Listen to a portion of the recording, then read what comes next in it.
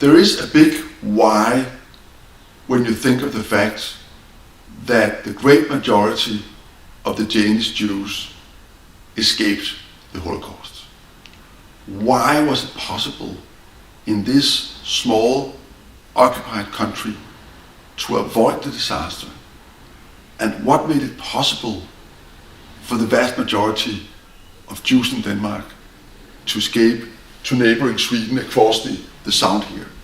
To provide the answers, I decided to go back all the way to the contemporary sources in order to try to recreate the mind frame of those who acted in the situation, of the German authorities preparing for the roundup of the Jews, of the Danish societies and organizations trying to prevent it, but perhaps most importantly, of those directly concerned.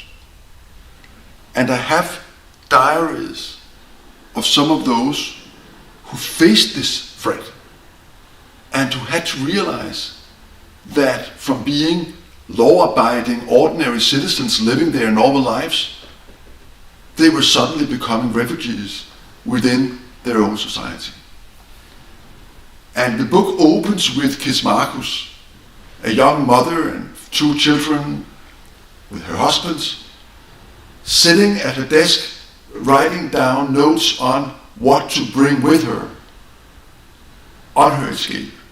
And I tried to see the escape as she saw it, meeting both the countrymen, helping the authorities, but also the doubts and the confusion and the awful decisions they were facing in deciding how to escape and which way to take.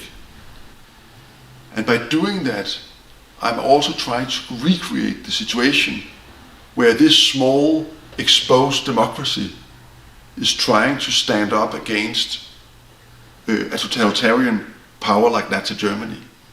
And I'm trying to provide answers to the fundamental question: how is it possible for a small democracy to resist the will of an occupying power?